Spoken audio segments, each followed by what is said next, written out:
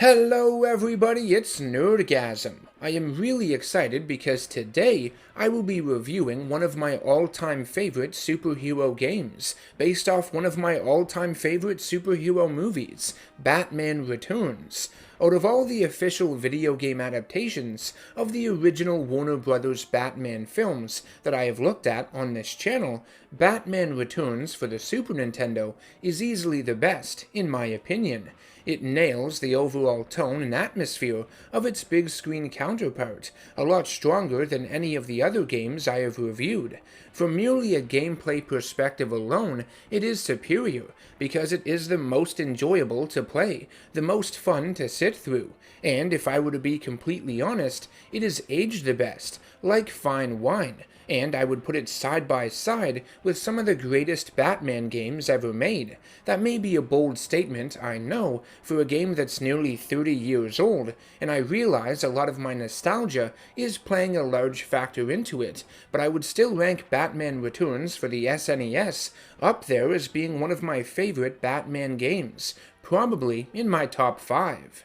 Batman Returns, like a lot of superhero games released around that time, is a side-scrolling beat-em-up, with you, as the player, having to clear each screen and defeat every enemy you encounter in order to progress through its 7 levels. As Batman, you can pummel enemies with your fists, stun them with your batarangs, chokeslam them into the ground, knock their heads together, or even throw them into store windows, which is a lot of fun.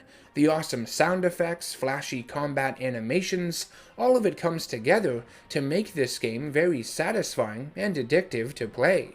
Not only do you have the beat-em-up sections to contend with, but sometimes the game gets you to use a few of Batman's gadgets like the grapnel gun to latch onto the ceiling and avoid hazards, or swing your way to other platforms. There is also a level featuring the Batmobile that utilizes a more 3D style with its visuals, which provides a very interesting and unique perspective to everything.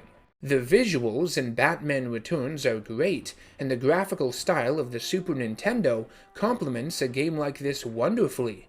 The Gothic-inspired architecture of Gotham found within these Tim Burton movies, the snow you can see settling on the city streets, the Christmas trees in the background, the Penguin's mayoral posters hung up on buildings, all of it just has so much color and vibrancy to it. One thing Batman Returns is not is an ugly game.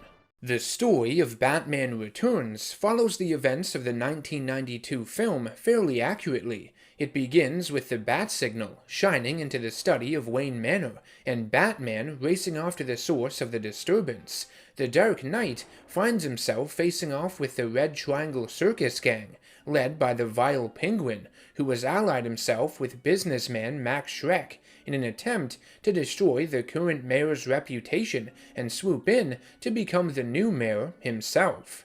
Stage 1 is set within Gotham Plaza and has Batman fight his way past various storefronts to reach the Christmas tree lighting ceremony that has begun. At the end of the level, you rescue Max Schreck's secretary, Selina Kyle, who is being held hostage by the stun gun clown seen in the movie. There isn't much done with Selina in this game, in terms of how she becomes Catwoman. It's quite abrupt and relies on you having seen the film, but that's not something I'm going to really bash it for. With Penguin's mayoral campaign in full swing, Batman moves on to the city streets in Stage 2. There is also a section taking place within Max Schreck's department store, which begins to catch fire as you are moving through it, caused by Catwoman, which you find out shortly afterwards. The boss at the end of this level is the Circus Strongman, the one Batman kills in the movie after strapping that bomb to his stomach and punching him down that hole. Following the destruction of Shrek's department store, Batman tails a mysterious female figure to the rooftops. It's here where you battle Catwoman for the first time, and to be perfectly honest, no matter how many times I play this game, she always gives me a hassle. I think she's harder than the final battle with Penguin, just because she has that whip that she can hit you with from a distance, and she moves around so fast, using this hard-to-predict dashing attack. I hate it so much. After being defeated by Batman, Catwoman allies herself with the Penguin, and they plan on setting a trap for the Dark Knight in an abandoned building. The duo kidnap the Ice Princess, and it's here where you fight Catwoman again, this time in a darkened area where she blends in with the background. Fun stuff. Afterwards, the Ice Princess is moved to the rooftop, and Batman comes face to face with the Penguin for the first time in this game. You fight him as he rides around on his helicopter umbrella, throwing even more of them at you that explode. How does he carry so much? Anyways, once he is defeated, he throws one of his umbrellas like a long dart, which contains several bats that startle the Ice Princess, making her fall off the building. The citizens of Gotham see Batman looking down from the rooftop, and he is blamed for her death, just like in the movie. Stage 5 is the Batmobile section that has you gun down several of Penguin's biker goons. It's a short level that does end up becoming rather repetitive, unfortunately, but does have you take out the Penguin's campaign van, putting an end to his dreams of becoming the mayor of Gotham. With his campaign for mayor over, the Penguin initiates Phase 2 of his scheme to kidnap all the firstborn children of Gotham and drown them in the sewers within his lair. It's a fucked up concept and was one of the main reasons the Batman Returns film suffered so much backlash when it came out. Anyways, Stage 6 takes place on top of the circus train the Penguin's men are using to transport all of the children. In order to stop it, Batman must reach the first car of the train, and then do battle with the organ grinder and his monkey jumping up and down in the background. You want to try and stay close to this guy when you fight him, because the barrel organ he uses as a melee weapon also contains a machine gun inside of it. And finally, Stage 7 has Batman go to the Penguin's lair in Arctic World, at the old abandoned Gotham Zoo, for one final face-off. Though the game doesn't touch on the Penguin's third plan of bombing Gotham using his army of penguins, like in the film, they can be seen in the background and foreground of this level, which is pretty cool, and they also launch missiles at Batman that you will need to try and avoid. You battle Penguin 2 more times in this level, once while he is driving his duck vehicle, with more of his penguins sitting in the back firing missiles at you, and the other within his actual lair itself. This fight is similar to the one you had with him back on the rooftop, but now he moves much faster, like Catwoman did in her boss encounters, and will also get off of his helicopter umbrella at certain points, clinging onto you like some sort of short, fat spider monkey. It's annoying. So yeah, taking it all in, Batman Returns on SNES is a pretty solid adaptation of the film.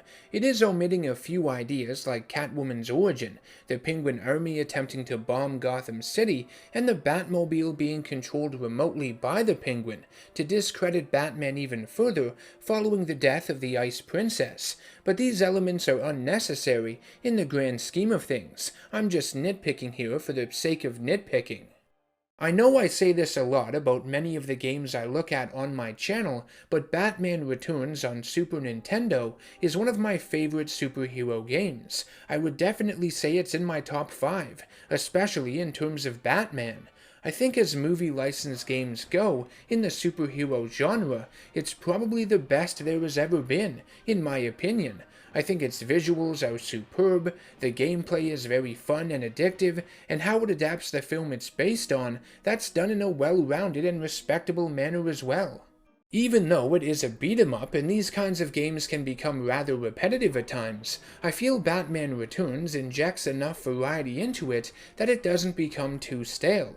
Some sequences have you focus on combat, some limit you to just using batarangs, some have you swing over obstacles with the grapnel gun, and one even has you driving the Batmobile.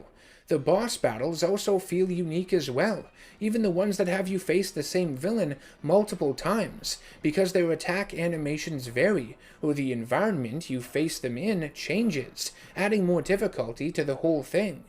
I highly recommend Batman Returns to anyone who is not only a fan of Batman, but beat-em-up games in general. I have a blast with this title each and every time I play it, and I think it holds up a lot stronger than many of its other retro 2D era superhero contemporaries do. Batman Returns is my all-time favorite game on the SNES, and I fall in love with it the more times I play it. I can't seem to get enough. This has been NerdGasm. I want to thank everyone for watching this video, and I hope you enjoyed my review of Batman Returns. If you've played it, let me know what you think of the game in the comment section down below. Please subscribe to the channel and hit that bell icon to be notified of all future content I release, and if you can, help support the production of videos like these over on patreon.com. Any bit helps. I will see you all in the next video. Take care and stay nerdy.